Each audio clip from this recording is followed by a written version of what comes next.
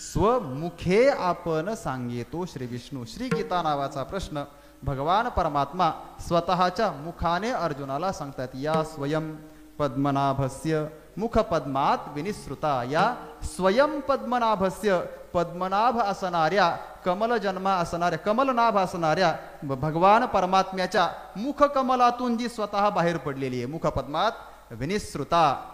त्या वेदाचा आणि गीतेचा तुलनात्मक विचार करत असताना विश्वमाऊली ज्ञानोबरायही हेच बोलतात. हा वेदार्थ सागरू जया निद्रिताचा घोरू तो स्वये श्री सर्वेश्वरू प्रत्यक्ष अनुवादला. वेदार्थ सागर आहे. वेद पूज्य आहे. वेद सेव्य आहे. सगळं आहे. वेद उपास्य आहे. सगळं जरी असलं तरी सुद्धा त्या वेदाला काही मर्यादा आहेत. त्या मर्यादांचाही विचार जे कानी लागला तरी वर्णाच्याची वगैरे वगैरे. पण हा जो वेद आहे हा वेद त्याचा विचार करायचा जर झाला या गीताच्या अंगाने वाद्यगीत किंवा गात्रगीत त्याला वाद्यगीतही म्हणता येत नाही आणि त्याला गात्रगीतही म्हणता येत नाही कारण ते एक स्वतंत्र अपौरुषेय गीत आहे. विठाला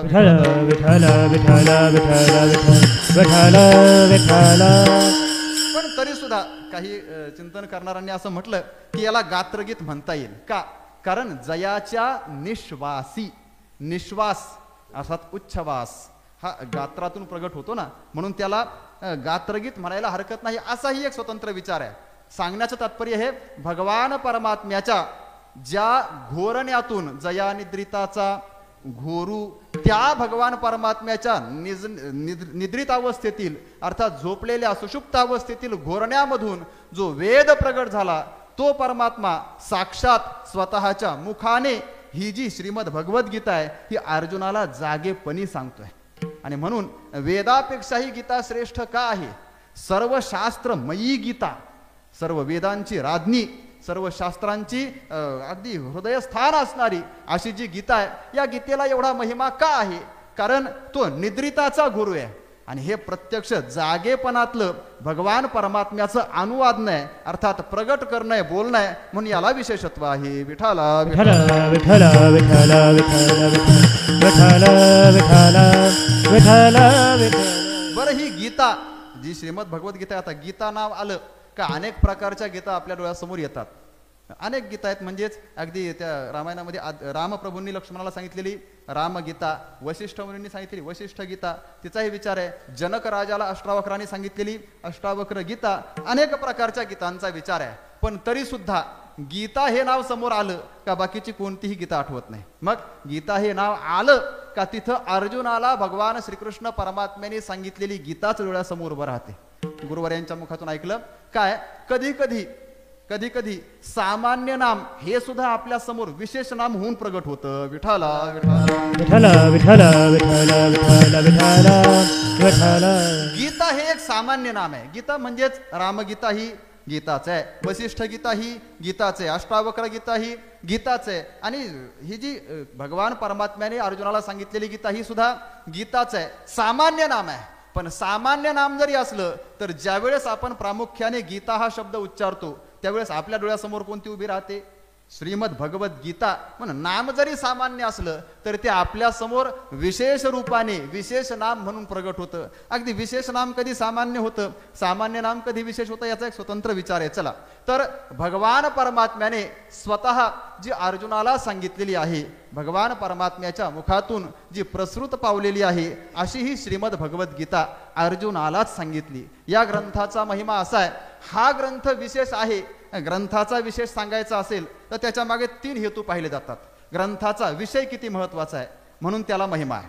ग्रंथाचा वक्ता कोण आहे म्हणून त्याला महिमा आहे आणि ग्रंथाचा श्रोता कोण आहे म्हणूनही त्याला विशेष महिमा आहे. विठाला विठाला विठाला विठाला विठाला विठाला विठाला विठाला. आता या ग्रंथाचा विषय अध्यात्मशास्त्रीय, अध्यात्मशास्त्र हाच याचा विषय. याच्यापेक्षा विशिष्ट आणि महिमावान असा विषय जगात कोणताच नाही. म्हणून याच्याबद्दल बोलत असताना विश्वमाऊली ज्ञानोबराय म्हणतात हे फक्त म्हणण्यापुरतं शास्त्र नाही, साचची बोलाचे नव्हे हे शास्त्र. मग हे शास्त्राबरोबर एक शस्त्र आहे आणि हे शस्त्र काय करते? संसार जिणते हे शस्त्र. ज्याप्रमाणे आपल्याला एखाद्यावर विजय मिळवायचा असेल, कुठे युद्ध करायचं असेल तर ज्याच्याबरोबर युद्ध करायचे त्याच्या तोडीला आणि त्याच्याबरोबर युद्ध करताना टिकेल एवढं समर्थ शस्त्र आपल्याजवळ असावं तसंच संसार नावाचा हा जो सागर आहे, हा जो भव आहे, या भवाला, या सागरालाही जिंकण्याकरता गीता नावाचं शस्त्र आहे. संसार जिनते हे शस्त्र. आणि एवढंच नव्हे तर अदृश्य असणारा जो कोणाच्याही प्रत्यक्षाचा विषय होत नाही, कोणत्याही प्रमाणाचं प्रमेय होत नाही, असा परमात्मा, असा आत्मा, त्यालाही प्रगट करण्याचं सामर्थ्य याच्यामध्ये आहे. म्हणून हा एक त्या प्रकारचं मंत्र आहे असं ज्ञानोबा म्हणतात. आत्मा अवतरविते मंत्र अक्षरी ये विठला विठला विठला विठला विठला विठला विठला विठला विठला विठला. म्हणून गीतेचा विषय प्रधान आहे, महिमावान आहे, महात्म्याने युक्त आहे, म्हणून गीता महान आहे. आता गीतेचा वक्ता आपण सांगून चालू. स्वमुखे आपण सांगेतो श्री विष्णू. अर्जुना संकट पडता जड भारी, गीता सांगे हरी. भगवान परमात्म्याने स्वतः गीता सांगितलेली आहे. वक्ता महान आहे, त्याच्यापेक्षा दुसरा या जगात, अर्थात त्याच्याशिवाय दुसरं कोणी नाहीच, तर त्याच्यापेक्षा महान आहे का नाही हा भाग तुलनेत कधी आणायचा. कारण त्याच्याकरता सजातीय किंवा विजातीय भेदाने युक्त असं त्याच्याजवळ कुणीतरी असावं, तर त्याच्यापेक्षा महान आहे का नाही याचा विचार करता येईल. विठाला विठाला विठला विठला विठला विठला विठला विठला विठला विठला विठला. या ग्रंथाचा वक्ताही महान आहे, म्हणून हा ग्रंथ महान आहे, निर्विवाद महान आहे. आणि या ग्रंथाचा श्रोता, आता या ग्रंथाचा श्रोता, या श्रोत्याबद्दल आपण काय बोलावं. भगवान परमात्म्याने ज्या अर्जुनाची स्तुती केलेली आहे, ज्या अर्जुनाची स्तुती ज्ञानोबारायांनी केली, ज्या अर्जुनाची स्तुती व्यास महर्षींनी केली, सगळ्यांनीच त्या अर्जुनाची स्तुती केली. बस अर्जुनाला स्वतःचं पाडस, स्वतःचं लेकरू, स्वतःचं कामधेनूचं दुभत ज्या वासरा करता होते असं वासरू समजावं भगवान परमात्म्याने. त्याच्यावरती भगवंताने प्रेम करावं, अर्जुनावर ज्ञानोबारायांनीही प्रेम करावं. अर्जुनावर प्रेम करावं, ज्ञानोबारायांनी करावं, व्यास महर्षींनी करावं, भगवान परमात्म्याने करावं, याच्यात नवल नाही महाराज. अर्जुनावर संजयानेही प्रेम करावं. संजय सुद्धा धृतराष्ट्राला बोलताना म्हणतो संजय म्हणे कौरव राया गुणारिझोये रिपुचिया. संजय त्या धृतराष्ट्राला बोलतोय काय, म्हणजे आता ते परंपराच आहे ना, पालथ्या गागरीवर पाणी, त्याच्यात कितीही ओतलं तर त्याला त्याचा परिणाम होत नाही. धृतराष्ट्राला हे सगळी गीता संजय जशीच्या तशी सांगतोय, पण धृतराष्ट्राला ती पचत नाही, त्याला ती रुचत नाही. आणि मग तो सरळ सरळ बोलतोय हे न पुसो तू ते. त्याची ती भाषा ऐकली आणि ते न पुसो हे शब्द संजयाच्या जिव्हारी लागले. आणि मग त्या संजयाला इतकं वाईट वाटलं, तो म्हणतोय अरे तुझा शत्रू आहे. आता त्याने खरंच त्याला शत्रू मानलं होतं. धृतराष्ट्राने पांडवांना शत्रू मानण्याचं काहीच कारण नव्हतं. शत्रू कुणाला मानावं, जो आपल्या हिताच्या आड येतोय किंवा आपल्याला हितापासून जो दूर नेतोय, आपल्याला पतनाला नेतोय, त्याला शत्रू मानावं. शत्रू मानायचं काहीच कारण नव्हतं, पण तरी सुद्धा धृतराष्ट्राने त्याला शत्रूच मानलं होतं. अगदी सहज एक उपपत्ती आठवली पाहताना दुपारी. काय झालं, गीतेच्या पहिल्या अध्यायाच्या पहिल्या श्लोकामध्ये धृतराष्ट्र जे बोलतोय त्याच्या त्या बोलण्यात सुद्धा पांडवांबद्दल किती मत्सर आहे, पांडवांबद्दल किती द्वेष आहे, पांडवांबद्दल किती राग आहे हे स्पष्ट प्रगट होतं. तो फक्त बोलत नाही, तर त्याच्या बोलण्यात काही खास अशा खुणा आहेत. त्या खुणा अगदी सूक्ष्मतेने पाहिल्या की लक्षात येतं. पहा, धर्मक्षेत्रे कुरुक्षेत्रे समवेता युयुत्सव मामका पांडवाश्चैव किम कुर्वत संजय. तो सरळ विचारते, मामकाः च पांडवाः एव किम अकुर्वत. हे संजय किम अकुर्वत, वद सांग मला त्यांनी काय केलं. काय केलं म्हणजेच अर्थात इथं किम अकुर्वत हे जे क्रियापद आहे हे लंग लकारातलं आहे. आणि लंग लकार हा अनद्यतन भूतकाळाच्या अर्थामध्ये येतो, म्हणजेच पूर्वी झालेला अपूर्ण भूतकाळ. थोडक्यात बरोबर, पूर्वी झालेला भूतकाळ. तर ते काय करते झाले असं त्याचं म्हणणं आहे. अर्थात त्याने असं का विचारलं त्याची एक स्वतंत्र मीमांसा आहे. का, कारण संजयाला त्याने हा प्रश्न विचारलाय तोपर्यंत युद्धाचे 10 दिवस ओलांडलेले आहेत. युद्धाच्या 10व्या दिवशी कदाचित दुपारनंतर हा प्रसंग घडला असेल, काय असेल त्याच्या वेळेमध्ये संजयाचं धृतराष्ट्राशी बोलणं.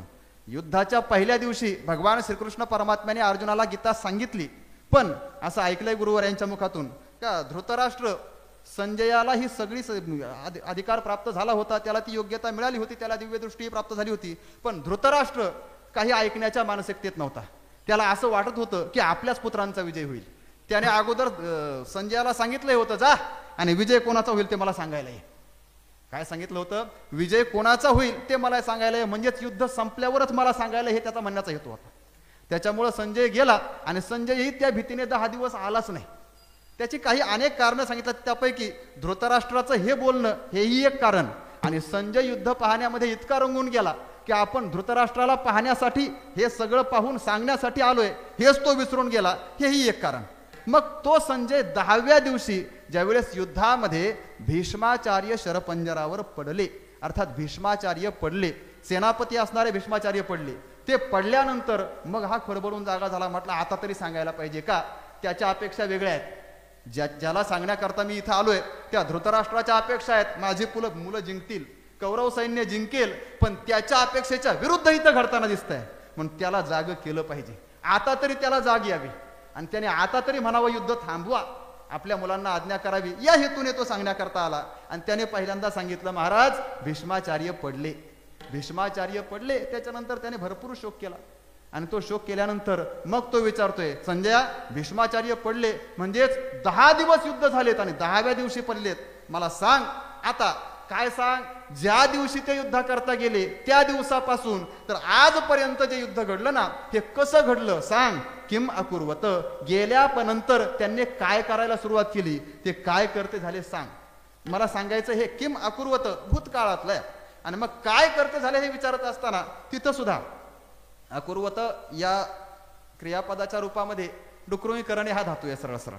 आणि तो धातू ज्यावेळेस त्याला वापरायचा आहे त्यावेळेस तो बहुवचनामध्ये वापरायचा होता, ठीक आहे हरकत नाही. क्रू हा धातू, डुकरोई करणे हा धातू उभयपदी आहे. पुन्हा उभयपदी म्हणजेच आत्मनेय पदातही त्याची रूपं चालतात आणि परस्मय पदातही चालतात. तर त्याच्यात थोडासा सूक्ष्मता अशी आहे की परस्मय पदाची प्रत्यय केव्हा लागावेत आणि आत्मनेय पदाचे प्रत्यय केव्हा लागावेत. काही धातू स्वतंत्र परस्मयपदीच असतात आणि काही धातू स्वतंत्र आत्मनेपदीच असतात. ज्या वेळेला कर्माचं फळ किंवा क्रियेचं फळ स्वतः कर्त्यासाठी अपेक्षित असतं त्यावेळेस आत्मनेपदी प्रत्यय लागावेत, आणि ज्या वेळेस कर्माचं किंवा क्रियेचं फळ कर्ता सोडून इतरांसाठी अपेक्षित असतं त्यावेळेस परस्मयपदी प्रत्यय वापरावेत, असा व्याकरण शास्त्राचा नियम आहे. विठाला विठ्ठल विठ्ठल विठ्ठल विठ्ठल विठ्ठल. करणे या अर्थामध्येच संस्कृत भाषेमध्ये धातू रूपमालेमध्ये किंवा धातुपाठामध्ये कृवी करणे असा एक धातू आहे, पण तो फक्त परस्मयपदी चालतो, त्याला आत्मनेपद नाही. म्हणून धृतराष्ट्राच्या मुखात जे क्रियापद आलंय ना ते डुकरोई करणे आलंय, कारण हे उभय पदामध्ये चालतंय. आणि उभय पदामध्ये चालत असताना त्याने परस्मय, आपल्याकडे परस्मयपद पहिल्यांदा वापरलं जातात. अगदी आपण जरी पाहिलं उभयपदी धातू असेल तर त्याच्यात सुद्धा परस्मय पदाचा प्रत्यय अगोदर लावले जातात आणि त्याच्यानंतर आत्मनेपद. मग याने अकुर्वन म्हणायला लागत किंवा कुर्वन म्हणायला पाहिजे होतं, पण तसं न म्हणता अकुर्वत असं का म्हटलं, कारण त्याला तिथंही अपेक्षा आहे काय, करता मी आहे, युद्धाचा करताही माझा मुलगा आहे. युद्ध पांडवांमुळे नाही झालं, युद्ध कोणामुळे झालंय, कौरवांमुळे झाले ना, पण युद्धाचा करता माझा मुलगा आहे. इथनं बोलणार वाक्याचा करता मी आहे आणि या सगळ्या कर्माची फलश्रुती मलाच मिळावी याकरता त्याने आत्मनेपदी अर्थात कर्त्याला फल मिळेल अशा हेतूचं क्रियापद वापरलंय. विठाला विठ्ठल विठ्ठल विठ्ठल विठ्ठल विठ्ठल विठ्ठल विठ्ठल विठ्ठल. तर सांगण्याचं तात्पर्य त्याच्यातली सूक्ष्मता आहे. संजय त्या धृतराष्ट्राला सांगतोय, त्या संजय त्या धृतराष्ट्राला म्हणतोय की जो धृतराष्ट्र इतक्या बारकाईने पांडवांशी वैर करतोय, पांडवांबद्दल संजयाच्या अंतःकरणात धृतराष्ट्राच्या अंतःकरणात भयंकर राग आहे आणि तो राग अंतःकरणात धरलेला धृतराष्ट्र तो सरळ म्हणतोय संजयाला, संजया हे न पुसत होते तुला मी हे विचारलंच नाही का, सांगतोय सांगू नकोस. त्यावेळेस संजय हळूच चिमटा घेतोय आणि बोलतोय, महाराज ऐका ना. संजयो म्हणे कौरवर आया, ऐका महाराज काय नियम असा आहे. काय नियम आहे, विधी असे सांगते किंवा परंपरा अशी सांगते, आपला शत्रू जरी असला आणि तो जर गुणवान असेल तर त्याच्या गुणांवर प्रेम करावं. गुणारी झोये रिपुचिया, शत्रूच्या सुद्धा गुणांवर काय करावं, प्रेम करावं. हे ऐका, हे त्याला शिकवतोय, धृतराष्ट्राला शिकवतोय. एवढंच नाही म्हणतायत, अर्जुन हा आपला शत्रू आहे आणि तो गुणवान आहे म्हणून त्याच्यावर प्रेम करा. म्हणून तो काय बोलतोय किंवा त्याने भगवंताला काय प्रश्न विचारले त्या प्रश्नांची भगवंताने काय उत्तर दिली हे लक्ष देऊन ऐका. एवढाच हेतू नाही म्हटले. मग हे सगळं अध्यात्मशास्त्र, ही सगळी गीता आपल्याला जी ऐकायला भेटते ना, या गीता ऐकण्याचं आपल्याला जे काही सौभाग्य प्राप्त झालंय या गीतेच्या सौभाग्याचं गुरुत्व आपण अर्जुनाला दिलं पाहिजे.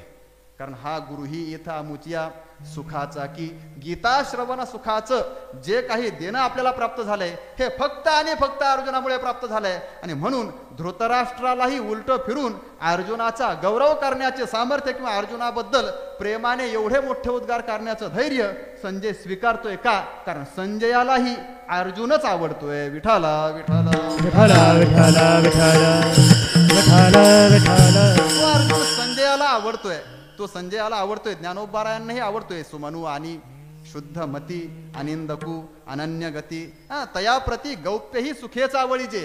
त्याला आपल्या अंतःकरणातलं गुह्य सुद्धा सुखाने सांगावं. आणि या सगळ्याच कक्षेमध्ये या सगळ्याच लक्षणांनी युक्त असणारा अर्जुन आहे. ही ज्ञानोबारायांची भाषा आहे. म्हणून ज्ञानोबाराय स्पष्ट बोलतात, अहो अर्जुनाची पांती जे परिसनया योग्य होती तीही त्यांनीच माझ्याकडे अवधान द्या. हा अर्जुन त्यांना आवडतोय, ज्ञानोबारायांना आवडतोय, अर्जुन सगळ्यांना आवडतोय. अर्जुन भगवान श्रीकृष्ण परमात्म्यालाही आवडतोय. हा अर्जुनाचा महिमाच आहे. अर्जुन भगवान परमात्म्यालाही आवडतोय, अर्जुन व्यास महर्षींना सुद्धा आवडतोय. अर्जुन आवडण्याची काही कारणं आहेत. त्या कारणांची मीमांसा करत असताना स्वामीजींचे ते मला काय त्याच्यात थोडंसं सापडलं. काय इतकं विशेष आहे त्या अर्जुनाचं. काय म्हटलंय, एखादा श्रोता जर त्या वक्त्याच्या व्याख्यानाला अनुकूल प्रतिसाद देत असेल तर तो श्रोता कुणाला नाही आवडत. वक्ता बोलतोय आणि श्रोता प्रतिसादच देत नाही, तो आवडत नाही श्रोता. मग श्रोता प्रतिसाद म्हणून तर वक्ता तो वक्ताची नव्हे श्रोते नवीन म्हणा, किंवा मग श्रोते कधी कधी आपल्याला श्रोते नवीन असतात म्हणूनही जमून जातं विषय तोच मांडायला. पण श्रोते नवीन वक्ता तो वक्ताची नव्हे. वक्त्याला किंमत केव्हा आहे? श्रोते असतील तर श्रोत्यांच्या अनुकूल प्रतिसादावर वक्त्याचं वक्तृत्व अवलंबून असतं. वक्तृत्व अवधानाचा होय चारा.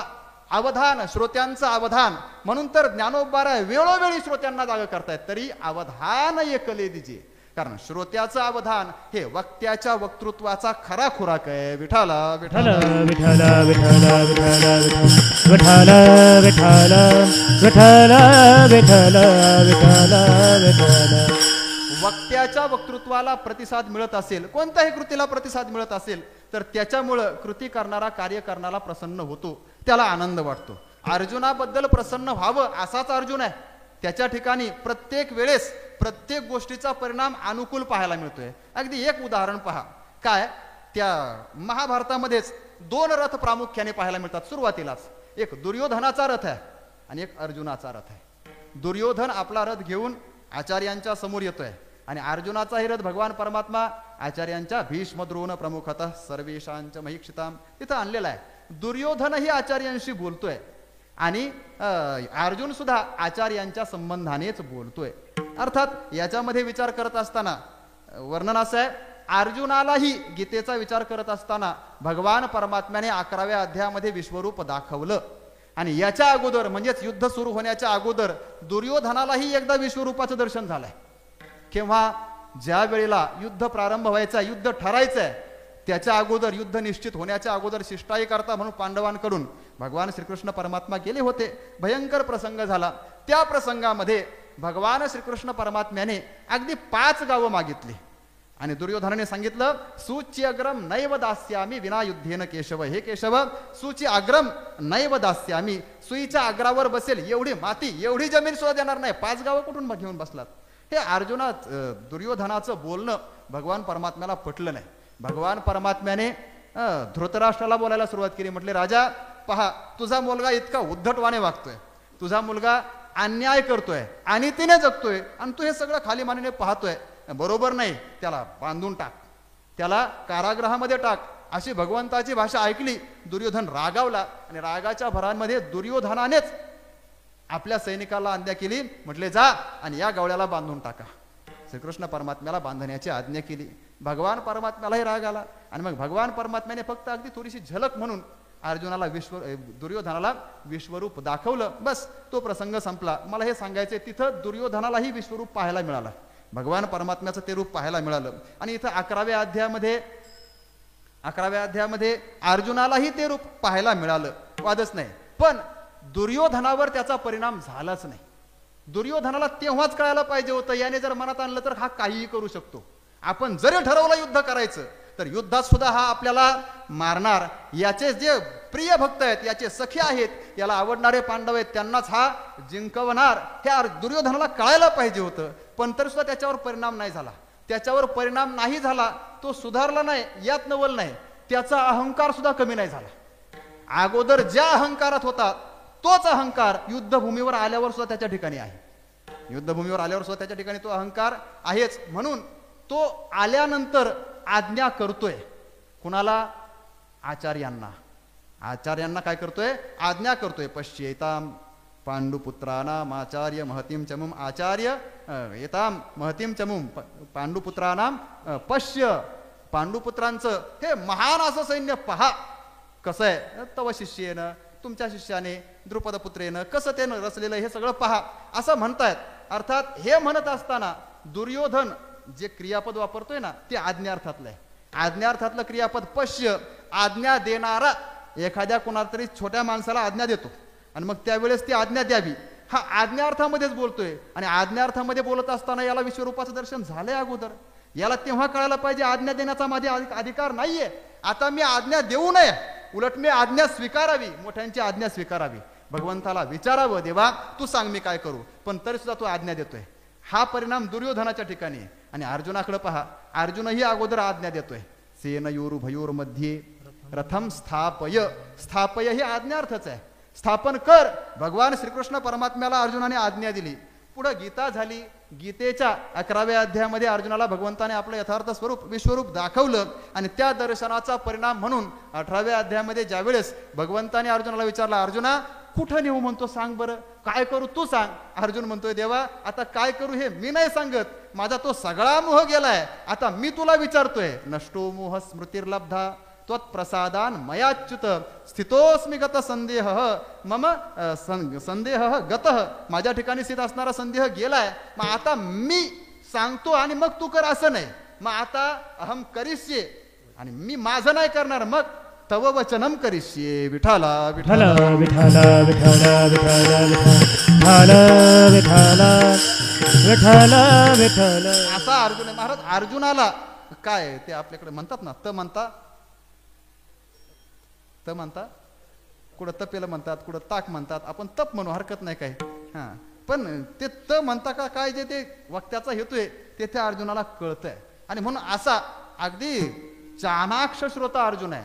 त्या अर्जुनाबद्दल भगवान परमात्म्याला प्रीती आहे आणि त्या अर्जुनाबद्दलची प्रीती भगवंताला आहे. मी सांगितलं सगळ्यांनाच अर्जुनाबद्दलची प्रीती आहे. आणि असा अर्जुन ज्याचा एवढा महिमा आहे की त्या अर्जुनाच्या तोडीचा श्रोता ज्ञानोबारायांनाही सापडला आहे. म्हणून फक्त ज्ञानोबाराय म्हणतात अर्जुनाची पांती, त्याच्या पंक्तीला बसण्याची योग्यता असेल तर पहा आणि मग अवधान द्या. हे जे आहे अर्जुनाच्या योग्यतेचं वर्णन, हा अर्जुन गीतेचा प्रमुख श्रोता आहे. आणि म्हणून मी सांगितलं विषय महान आहे म्हणून ग्रंथाला महिमा आहे, वक्ता महान आहे म्हणून ग्रंथाला महिमा आहे आणि श्रोताही महान आहे म्हणून ग्रंथाला महिमा आहे. विठाला विठाला विठाला विठाला विठाला विठाला विठाला विठाला.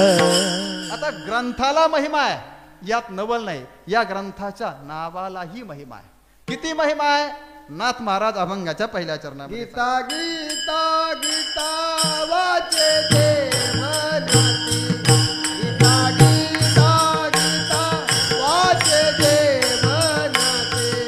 गीता गीता गीता वाचे देव नाती. गीता गीता गीता वाचे जे मनती. गीता गीता गीता वाचे जे मनती. गीता गीता गीता वाचे जे म्हणते. गीता गीता गीता वाचे जे म्हणते. नाये पुनरावृत्ती तयानारा. नाये पुनरावृत्ती तयानारा. नाये पुनरावृत्ती तयानारा.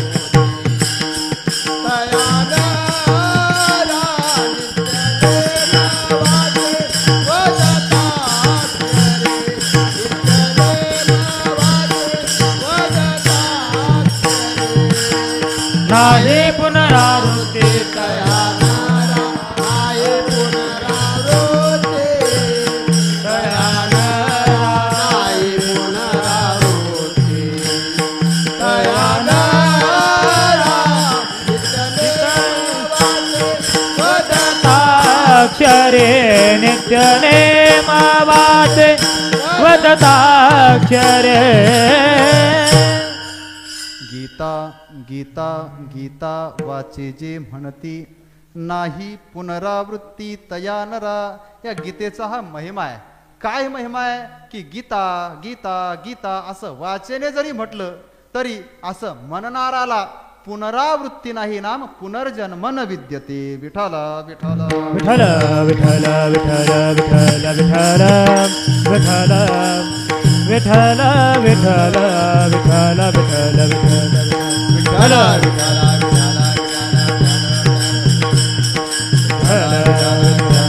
विठ्ठल विठ्ठल विठ्ठल विठ्ठल विठ्ठल. गीता गीता गीता वाचे जे म्हणती नाही पुनरावृत्ती तया नरा पुनरावृत्ती नाही. कुणाला? जो वाचेने म्हणतो. अर्थात वाचा प्रत्येकाला आहे आणि प्रत्येकाने वाचेच्या द्वारे वाचेचा उपयोग काहीतरी उच्चारणासाठी वाणी ही उच्चारण्यासाठी आहे, शब्दाचं प्रगटीकरण करण्यासाठी आहे. त्याच्यातनं काहीतरी उच्चार होतच राहतो. पण काहीही उच्चार करण्यापेक्षा काय करावं याच्याकरता नाथ महाराज सांगतायत सरळ गीता वाचेने उच्चारावी. गीता वाचे जे म्हणते अन्वय करताना दोन प्रकाराने करता येईल. एक दंडान्वय आणि एक खंडान्वय आपल्या भाषेत सरळ सरळ. गीता वाचे जे म्हणती गीता वाचे जे म्हणती गीता वाचे जे म्हणती हा खंडित अन्वय झाला. आणि एक सरळ गीता गीता गीता वाचे जे म्हणती. विठाला विठ्ठल विठ्ठल विठ्ठल विठ्ठल विठ्ठल विठ्ठल विठ्ठल विठ्ठल. गीता जे वाचेने म्हणतात. पहिल्या खंडान्वयामध्ये गीता वाचेने जे म्हणतात, गीता वाचेने जे म्हणतात, गीता वाचेने जे म्हणतात. गीता वाचे जे म्हणती गीता वाचे जे म्हणती गीता वाचे जे म्हणती. 3 वेळा म्हणण्याचा काय हेतू? एकदाच म्हणायला पाहिजे ना. गीता वाचे जे म्हणती. गीता हा जो ग्रंथ आहे हा पूर्ण ग्रंथ जे वाचेने उच्चारतात. पण त्याच्या म्हणण्यामध्ये 3 प्रकार आहेत आणि ते 3 प्रकार विश्वमौली ज्ञानोबारांनी स्पष्ट सांगितलेत. हे 3ही प्रकार काय? या 3ही प्रकारांचा विचार करत असताना ज्ञानोबारा बोलतात एकाला म्हणा श्रवण, एकाला म्हणा अर्थ आणि एकाला म्हणा पठण. श्रवणाच्या निमित्ताने गीता वाचेनं म्हणणं आहे, अर्थाच्या निमित्ताने गीता वाचेनं म्हणणं आहे आणि पठणाच्या निमित्ताने गीता वाचेने म्हणणं आहे. विठ्ठल विठ्ठल विठ्ठल विठ्ठल विठ्ठल विठ्ठल.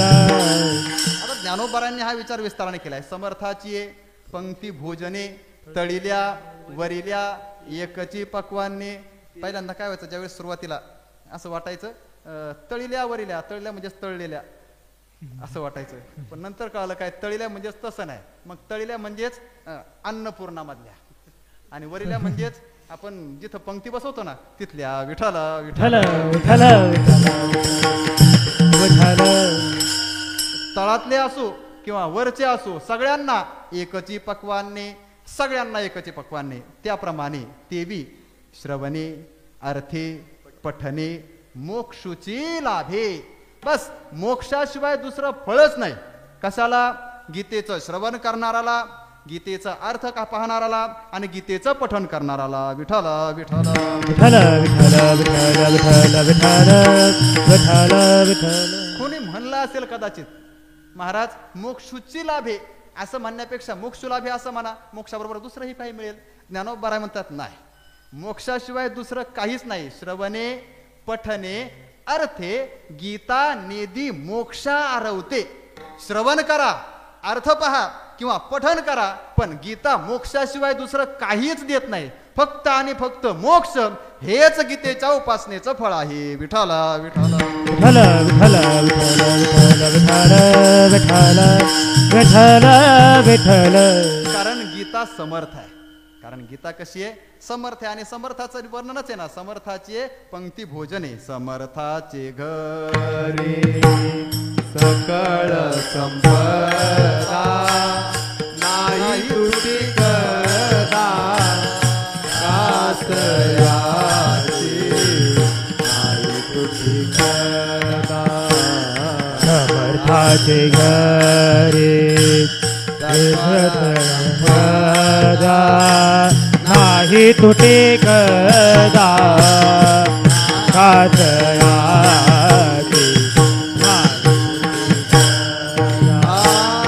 समर्थाचे घरी सकळ संपदा समर्थाचे घरी सकळ संपदा समर्थाचे घरी सकळ संपदा समर्थाचे घरी सकळ संपदा नाही तुझी कदा कासयाची नाही तुझी कदा नाही तुटी कदा कासयाचे नाही तुटी कदा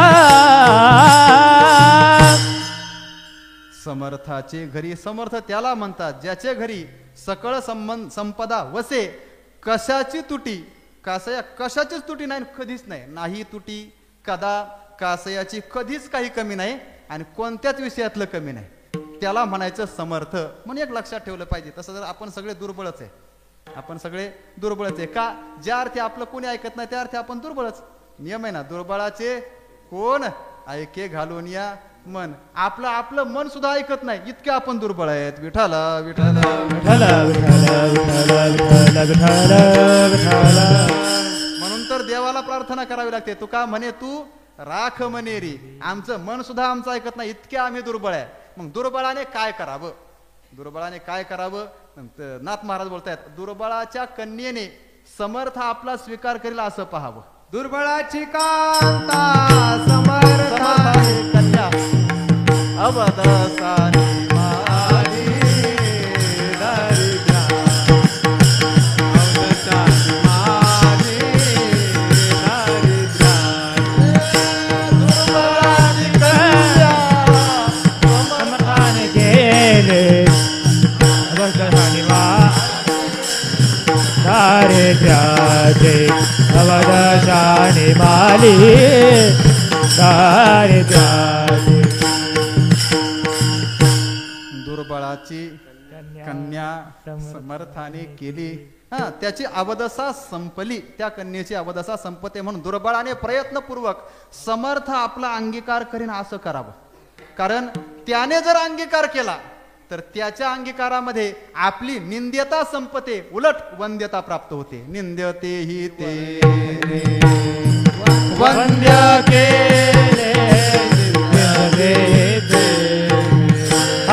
वंद्य केले निंद्यते वंद्य केले निंद्यते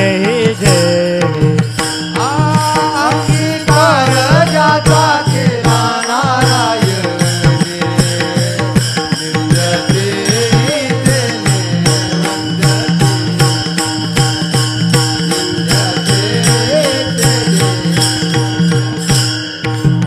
अंगीकार जाता केला नारायण निंद्यते हि तेने वंद्य केले निंद्यते हि तेने वंद्य केले.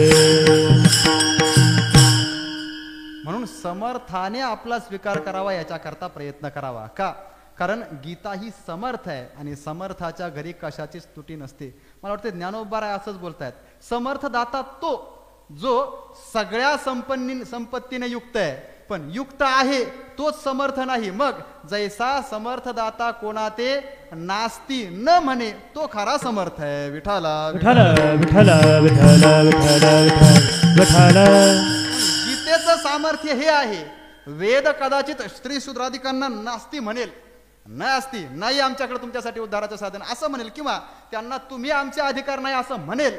पण गीता मात्र सगळ्यांसाठी रोकड सगळं मोकळं देण्याकरता तयार आहे. म्हणून गीता समर्थ महिमा आहे. विठाला विठ्ठल विठ्ठल विठ्ठल विठ्ठल विठ्ठल विठ्ठल विठ्ठल सांगत आपण हे होतो गीता वाचे जे म्हणती 3 वेळा आलाय. मग 3 वेळा येण्यामध्ये श्रवण अर्थ आणि पठन या 3 प्रकारांचा विचार आहे.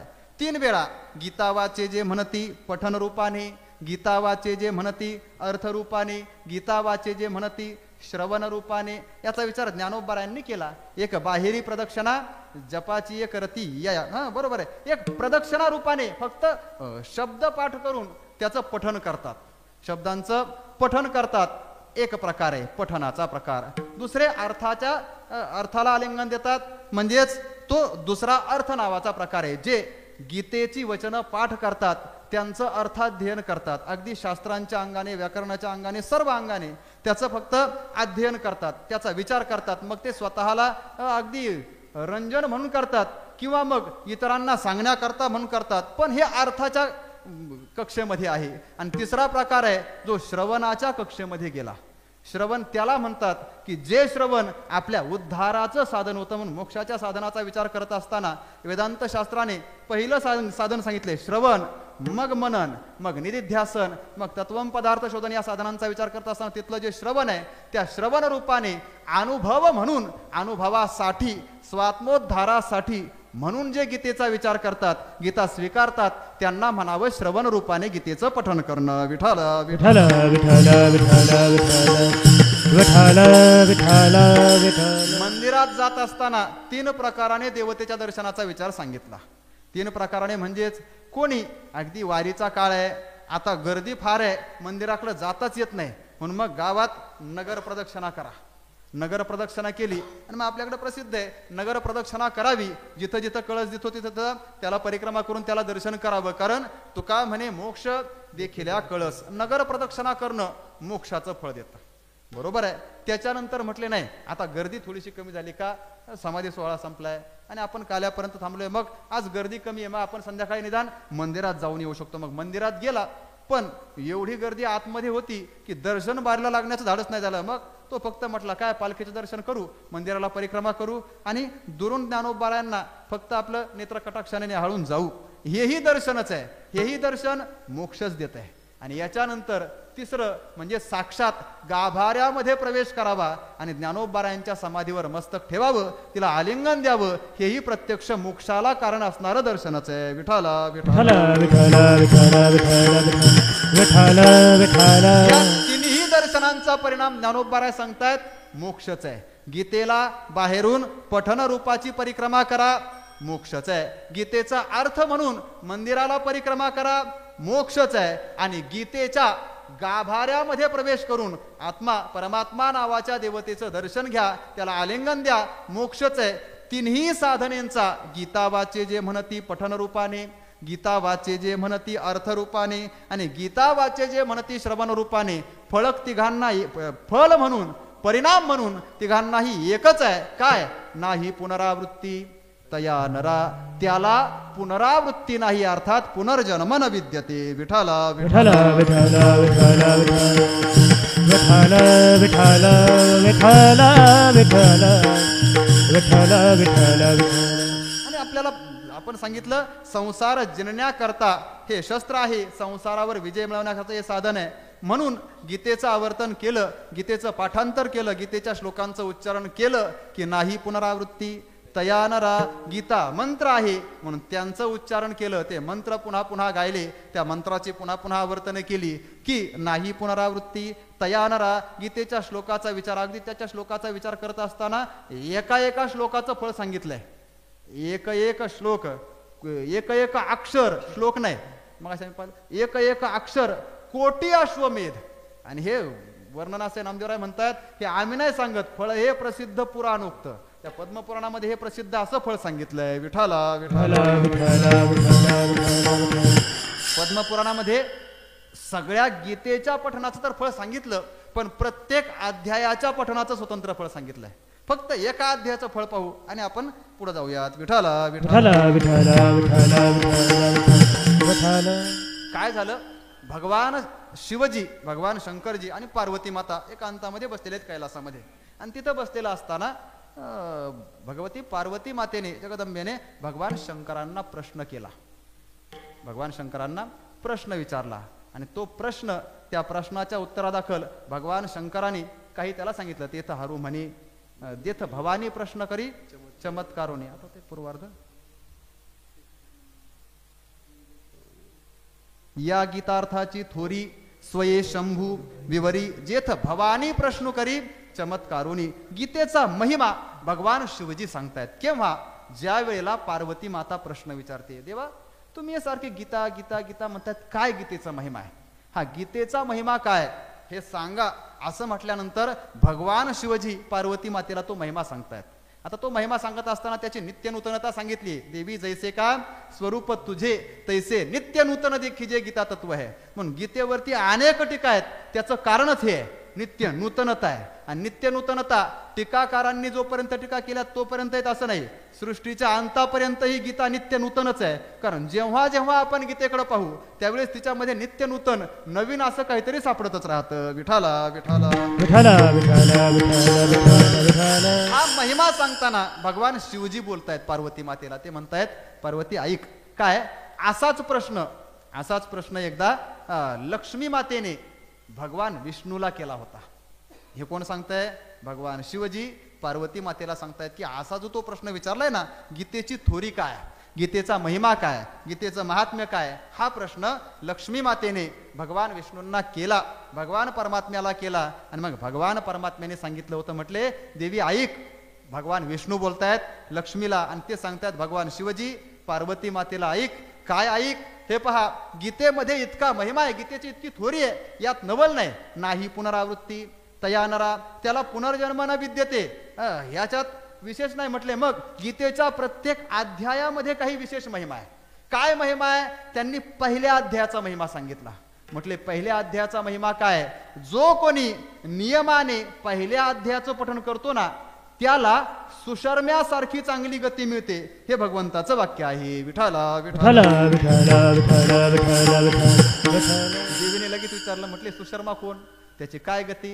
मग त्याची भरपूर मोठी कथा आहे. तर ती कथा भरपूर फक्त आपण निर्देशित करूया. काय झालं? हा सुशर्मा नावाचा ब्राह्मण आहे. तो जन्म झाला, जन्माने तो ब्राह्मण आहे, पण कर्माने मात्र तो ब्राह्मण नाही. तो अत्यंत अनाचारी आहे, अत्याचारी आहे, पापी आहे. इतका पापी आहे की त्याला सत्कर्म आणि पुण्यकर्म माहितीच नाही.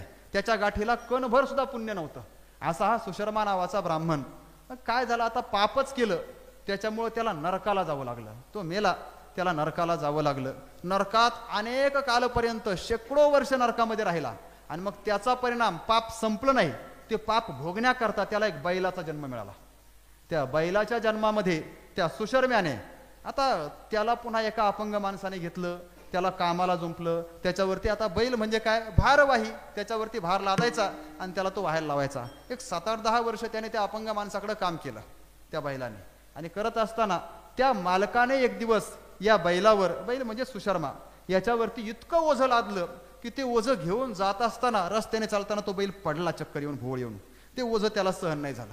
ते ओझं सहन झालं नाही, तो पडला. आता बैल पडला, मालक थोडासा वाईट वाटलं त्याला. तो शोक करायला लागला, माझा बैलच पडला, आता मी काम कसं करू? एकतर मी अपंग आहे, माझी कामं बंद पडली तर माझा निर्वाह बंद पडेल, माझ्या कुटुंबाने खायचं काय, हा प्रश्न आहे. तो रडायला लागला. त्याचं ते रडणं आणि बैलाची ती दयन अवस्था ही रस्त्यावरची लोक पाहत होती. एका सज्जन माणसाला, सद्ग्रस्ताला त्याची दया आली. त्या सद्ग्रस्ताने आपल्या हातावर पाणी घेतलं आणि आपल्या जवळचं काही पुण्य त्या बैलाला अर्पण केलं. या पुण्याच्या जोरावर बैलाने उठावं, त्याने कामाला लागावं अशासाठी. आता त्या सद्ग्रहस्थाने ते पुण्य अर्पण केलेलं पाहिलं आणि मग रस्त्याने जाणारे अनेकही काही लोक त्यांनीही पुण्य अर्पण करायला सुरुवात केली. प्रत्येकाने आपलं आपलं थोडं थोडं पुण्य त्या बैलाला द्यायला सुरुवात केली. हे पाहिलं एका वेश्येने, त्या रस्त्याने चालणाऱ्या. त्या वेश्येला वाटलं सगळंच पुण्य देतात, आपणही द्यावं. पण तिच्या लक्षात आलं, आपण तर आयुष्यात पुण्यच केलं नाही, मग आपण पुण्य कुठून द्यायचं? ती म्हणते, मी पुण्य केलं नाही मला माहिती, पण चुकून जर माझ्याकडनं काही पुण्य झालं असेल तर ते नकळत घडलेलं पुण्य मी या बैलाला अर्पण करते, असं म्हटले. आणि काय परिणाम महाराज, त्याच क्षणाला तो बैल उठला नाही, तो वैकुंठालाच गेला. त्याला तिथं डायरेक्ट यमराजाच्या पुढं तो आला. थोडक्यात यमराजाच्या पुढे आला. तिथं आल्यानंतर चित्रगुप्ताला त्याची फाईल सांगितली. आता ते चित्रगुप्ताचं वर्णन करताना वर्णन सांगितलं. ते म्हटले, चित्रगुप्त म्हणजे काय? ज्याच्याकडे सगळ्यांची चित्र आहेत पण गुप्त आहेत. गुप्त चित्र हेच चित्रगुप्ताचं स्वरूप आहे. विठाला विठाला विठाला विठाला विठाला विठाला. चित्रगुप्ताने सगळी फाईल काढली आणि तो म्हणतोय, यमराजाने विचारलं, सांग याचं पाप किती शिल्लक आहे, पुण्य किती शिल्लक आहे, हा एवढ्या लवकर का आला? त्या चित्रगुप्ताने सांगितलं, म्हटले महाराज याचं पाप सगळंच संपलं, म्हणजेच याच्या गाठीला कणभर सुद्धा पाप नाही राहिलं. हे त्याने सगळा संवाद ऐकला. मग म्हटले आता काय, आता याचं पुण्य शिल्लक आहे, याचं पुण्य शिल्लक आहे, पण कर्म शिल्लक आहे. याला आता ब्राह्मण कुळामध्ये जन्म. मग यमराजाच्या आज्ञेने त्याला पुन्हा ब्राह्मण कुळामध्ये जन्म मिळाला. पण याला तो यमराजाचा आणि चित्रगुप्ताचा संवाद चांगला आठवत होता आणि याला पूर्वजन्माचं ज्ञानही होतं. ब्राह्मण कुळामध्ये जन्माला आला, कळायला लागल्यानंतर हा सुशर्मा तिथून उठला आणि निघाला. कुठं, आपण इथपर्यंत का आलो, ज्या नगरामध्ये आपल्याला सगळ्यांनी पुण्य अर्पण केलं त्या नगरात जाऊन पोहोचला. प्रत्येकाला पुण्य विचारलं, प्रत्येकाने आपल्या पुण्याचं स्वरूपही सांगितलं. म्हटलं एकच राहिलंय की जिच्या पुण्याचं स्वरूप आपल्याला माहित नाही, ज्याच्यामुळे आपलं सगळं पाप संपलंय, असं कोणतं पुण्य आहे, त्या वेश्येकडं. मग त्या वेश्येला विचारायला गेला. वेश्या म्हणते मी तर आयुष्यात काहीच पुण्य केलं नाही. मग म्हटले तू दिलेल्या पुण्यामुळेच माझा उद्धार झालाय, असं कोणतं पुण्य तुझ्याकडनं घडलं. ती म्हणते मला जाणीव नाही, मला कळत नाही, नकळत घडलंय. म्हटलं काय घडलं. ती म्हणते हो आठवतंय. काय, माझ्या घरामध्ये एक पिंजरा आहे, त्या पिंजऱ्यामध्ये एक छोटासा पोपट आहे आणि तो पोपट दररोज सकाळी काहीतरी मंत्र म्हणत असतो, काहीतरी म्हणत असतो. ते मी दररोज ऐकते, ऐकून ऐकून ते माझं पाठही झालंय आणि ते मी म्हणत असते. आणि मग तेवढंच काय असेल ते पुण्य, जर ते मंत्र असतील काही पवित्र असेल तर तेवढंच पुण्य, बाकीचं कुठल्याही प्रकारचं पुण्य मी आयुष्यामध्ये केलेलं नाही, ही ती वेश्या सांगतेय. मग ते दोघं गेले पोपटाकडं. त्या पोपटाला विचारलं, त्या पोपटाने सांगितलं, म्हटला मी या वेश्येच्या घरी येण्याच्या अगोदर माझ्या आईवडिलांपासून विरह झाला, एका पारध्याने मला पकडलं, त्या पारध्याकडनं मला एका चोराने चोरलं आणि ते चोरत असताना मध्यंतरी काही काळ तो चोर एका आश्रमामध्ये थांबला होता, 1-2 दिवस. तो थांबलेला असताना त्या आश्रमाचे जे मालक होते त्यांची मुलं, छोटी छोटी मुलं, ते काही गीतेच्या पहिल्या अध्यायाचं दररोज संहिता घेऊन पाठांतर करत होते. ते पाठांतर, त्यांचे संहिता वाचन मी ऐकलं आणि ते ऐकून ऐकून माझं पाठ झालं. ते मी म्हणतोय. म्हटलं कोण बोलतंय, हे पोपट सांगतोय. आणि मग यांच्या लक्षात आलं काय, त्या पोपटाच्या जे ब्राह्मण पुत्रांच्या मुखातून ऐकलेला गीतेचा पहिला अध्याय, त्या ऐकण्यातून पोपटाला तो अध्याय पाठ झाला. तो अध्याय दररोज म्हणत असताना त्या वेश्येने ऐकावा आणि त्या पहिल्या अध्यायाच्या पठनाच्या श्रवणातून, उच्चारणाच्या श्रवणातून वेश्येला इतकं पुण्य मिळालं किती, की त्या पुण्याच्या समर्पणातून या सुशर्म्याचं सगळं पाप जळून भस्म झालं. विठाला विठाला विठाला विठाला विठाला विठाला विठाला विठाला विठाला. म्हणून हा फक्त एका पहिल्या अध्यायाचा महिमा आहे, असा प्रत्येक अध्यायाचा एक स्वतंत्र महिमा आहे. आणि त्या प्रत्येक अध्यायाचा महिमा सांगत असताना त्याच्यासाठी स्वतंत्र त्याच्या कथाही आहेत. प्रत्येक अध्यायामुळं, कोणत्या अध्यायाच्या उच्चारणामुळं, त्याच्या पठणामुळं, त्याच्या श्रवणामुळं, त्याच्या अर्थचिंतनामुळं कुणाकुणाला फायदा झाला याचा स्वतंत्र विचार आहे. तर गीता गीता गीता वाचे जे म्हणती, असा हा जो गीता ग्रंथ आहे याच्या प्रत्येक अध्यायाला स्वतंत्र महिमा आहे. या प्रत्येक अध्यायातील प्रत्येक श्लोकाला महिमा आहे. श्लोक नाही म्हटले, श्लोक पाद जवळ लावाना ओठी. त्या श्लोकाच्या पादामध्ये सुद्धा एवढं सामर्थ्य आहे. ब्रह्मतेची पुष्टी येईल अंगा. ब्रह्मतेची पुष्टी म्हणजेच मोक्ष नाही तर दुसरं काय. विठाला विठाला विठाला विठाला विठाला विठाला विठाला. हा गीतेचा महिमा आहे. म्हणून गीतेशी संसर्ग व्हावा, गीतेचा संबंध यावा, तो अगदी श्रवणाच्या निमित्ताने यावाच, वाद नाही. पण नाही तिथपर्यंतचा अधिकार मिळाला, निदान अर्थाच्या निमित्ताने तरी, अर्थदृष्टीने तरी त्याच्याकडे पाहण्याकरता प्रयत्न करावा. तीही दृष्टी नसेल, निदान पठनाच्या निमित्ताने, उच्चारण्याच्या, घोकण्याच्या के निमित्ताने. म्हणून आपली पारायणाची पद्धत आहे ना, ती याच्या करता आहे. का, पारायण ही सुद्धा त्याची एक सेवा आहे. विठाला विठाला विठाला विठाला विठाला विठाला विठाला विठाला विठाला विठाला. कोणत्याही अंगाने आणि कोणत्याही निमित्ताने त्याच्या आपण जवळ गेलं पाहिजे. गीतेच्या जवळ गेलं, गीतेचा संबंध आला की नाही पुनरावृत्ती तया नरा. एक अन्वय. आणि दुसरा अन्वय असा, गीता गीता गीता गीता गीता गीता गीता वाचे जे म्हणती, अर्थात बहुषु बहुवचनम. 3 वेळा आलं म्हणजेच ते संस्कृत भाषेनुसार आपल्यानुसार बहुवचन झालं. गीता गीता गीता, पुन्हा पुन्हा गीता गीता गीता. या शब्दाचं आवर्तन करणं, याच शब्दाचं आवर्तन करणं नव्हे नव्हे, गीता गीताच म्हणणं. गीता गीता गीता वाचे जे म्हणती, परिणाम नाही पुनरावृत्ती तया नरा. त्या नराला पुनरावृत्ती नाही, अर्थात पुनर्जन्म नाही. विठाला विठाला विठाला विठाला विठाला विठाला विठाला. का बरं, याची स्वतंत्र कारण. एकतर गीता या नावामध्येच हे सामर्थ्य आहे. गीता या वस्तू सामर्थ्य शक्ती. इथं नवल काय, त्यात नवल काय म्हटले, प्रत्येक वस्तूचं सामर्थ्य आहे. गीता या नावाचाच हा महिमा आहे. गीतेचं सामर्थ्य एक भाग. दुसरा भाग गीता म्हणजे काय? गीता म्हणजे साक्षात भगवान परमात्म्याची वाङ्मय मूर्ती आहे. भगवान स्वतः बोलतात गीता जाणा हे वाङ्मय, ज्ञानोबा सांगतात गीता जाणा हे वाङ्मयी मूर्ती श्री प्रभूची ही वाङ्मय मूर्ती आहे. आणि वाङ्मय मूर्ती म्हणत असताना भगवान परमात्म्याने सुद्धा पद्मपुराणामध्ये स्पष्ट सांगितलंय गीता ही माझी मूर्ती आहे. कशी मूर्ती आहे? भगवंताला विचारलं, म्हटले मूर्ती आहे म्हणजेच काय? मूर्ती म्हणजेच शरीर आहे.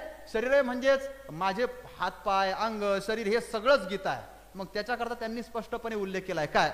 भगवान बोलतायत गीता माझी मूर्ती आहे म्हणजेच गीतेचे पहिले 5 अध्याय माझं मुख आहे. भगवंताची भाषा आहे. पहिले 5 अध्याय हे माझे मुख आहेत.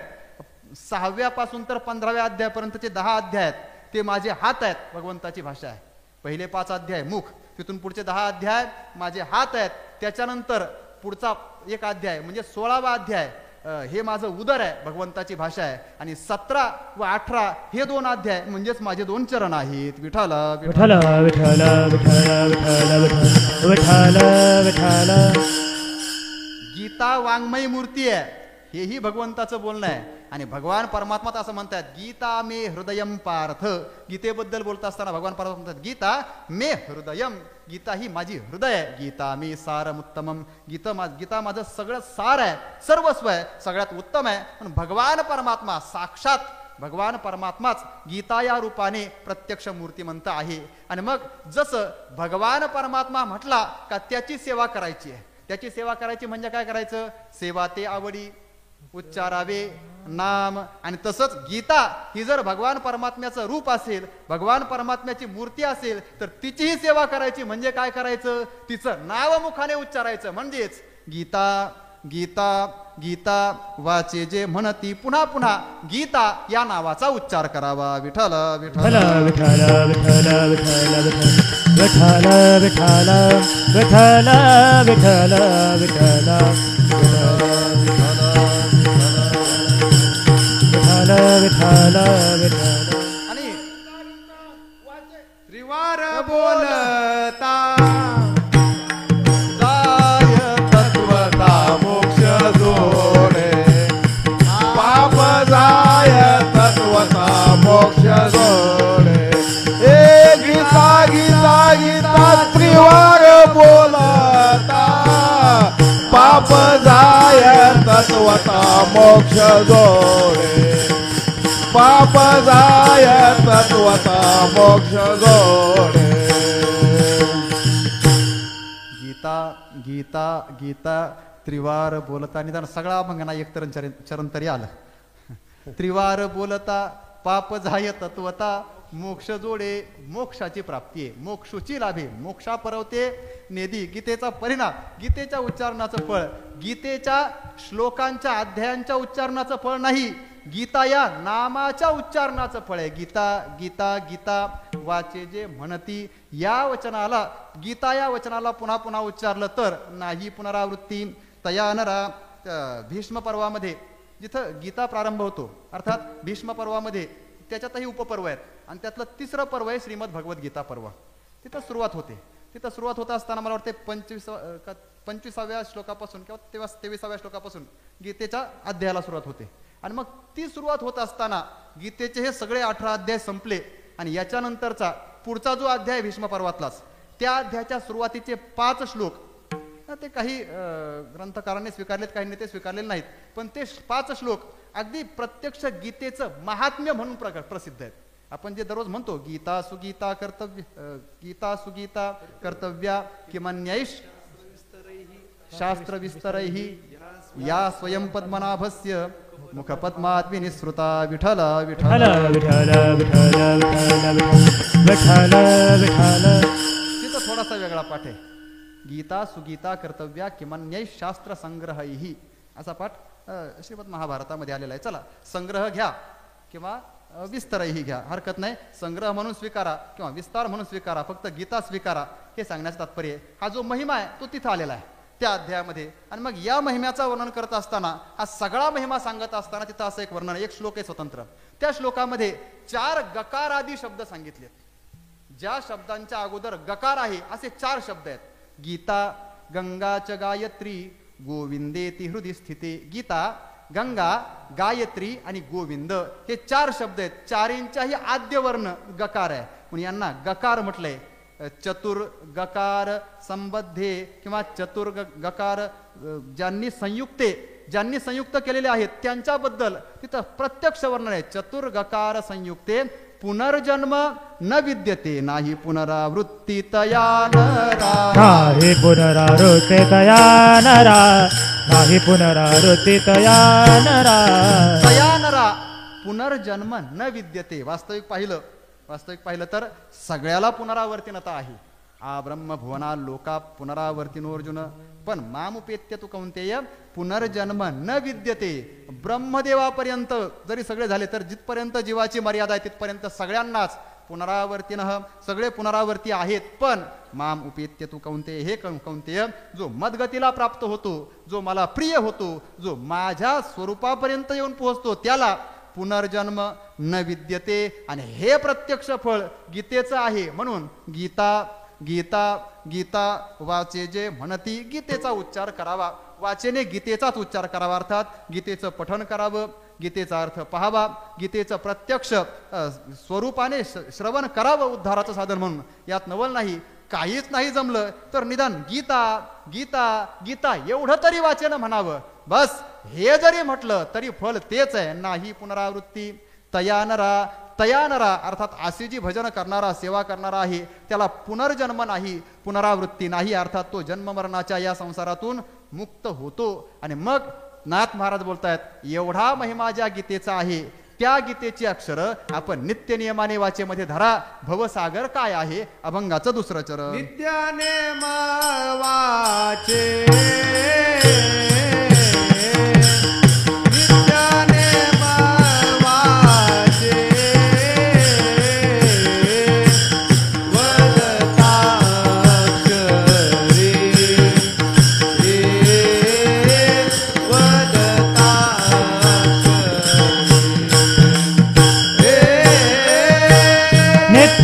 नेम वाचे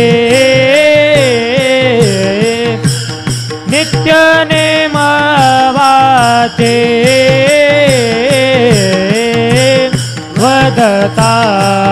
वदताक्षरे वदताक्षरे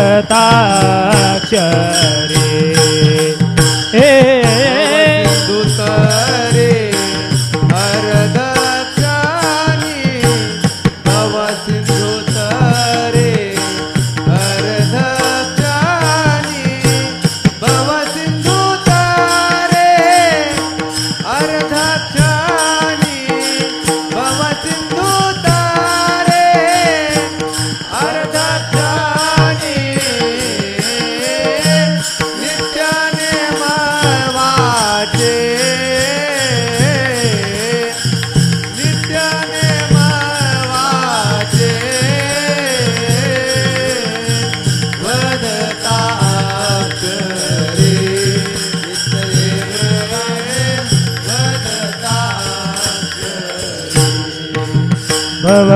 भवसिंधुतरे अर्धक्षाने भवसिंधुतरे अर्धक्षाने भवसिंधुतरे अर्धक्षाने भवसिंधुतरे अर्धक्षाने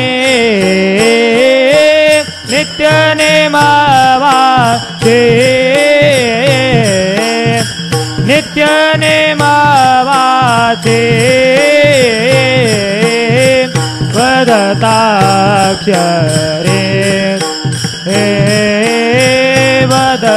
वदताक्षरे रघुमार विठोबा रघुमार विठोबा रघुमार विठोबा रघुमार विठोबा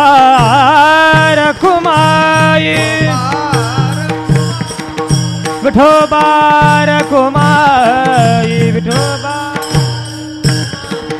विठोबा रखुमाई विठोबा रखुमाई विठोबा रखुमाई विठोबा रखुमाई विठोबा रखुमाई विठोबा रखुमाई विठोबा रखुमाई विठोबा जय जय विठोबा रखुमाई विठोबा जय जय विठोबा रखुमाई विठोबा रखुमाई विठोबा रखुमाई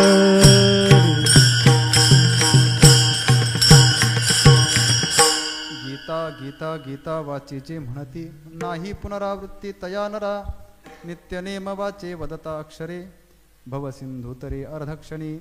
नाथ महाराज म्हणतायत हा जो गीता ग्रंथ आहे या श्रीमद भगवद्गीतेला वाचेमध्ये साठवलं, पठनाच्या निमित्ताने, अर्थाच्या निमित्ताने, श्रवणाच्या निमित्ताने, अथवा फक्त गीता हे नाव जरी आपण वाचेने स्वीकारलं आणि त्याचा उच्चार केला तर पुनरावृत्तीची मुक्तता होणार आहे. पुनरावर्तन अर्थात पुनरपी जननम पुनरपी मरणम हा जो संसार आहे या संसाराची निवृत्ती होणार आहे.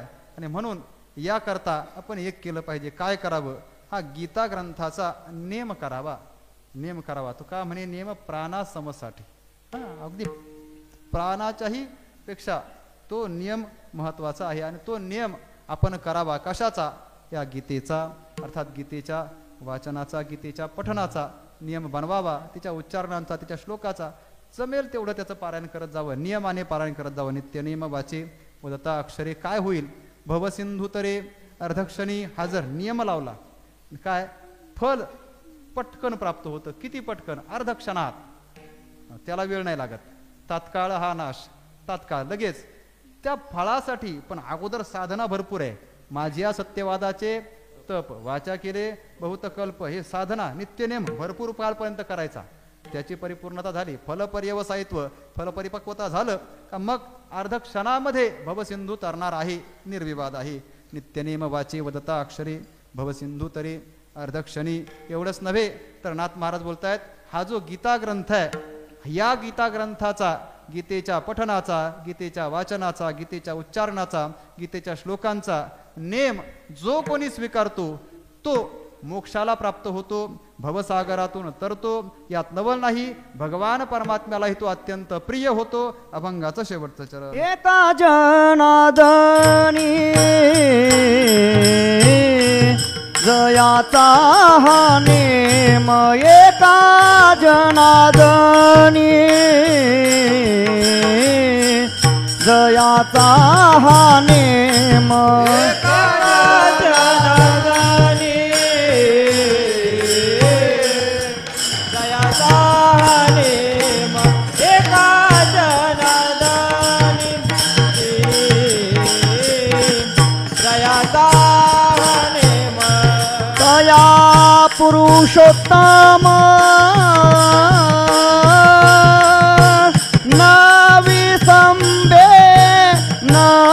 संबे तया पुरुषोत्तम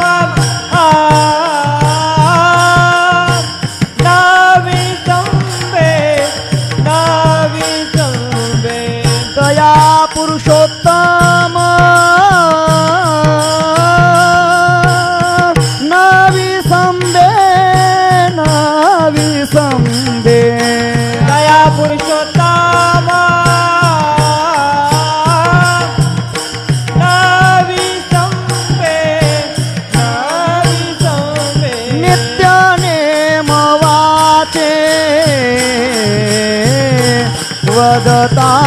वदताक्षरे नित्य नेम वाचे वदताक्षरे नित्य नेम वाचे वदताक्षरे नित्य नेम वाचे वदताक्षरे.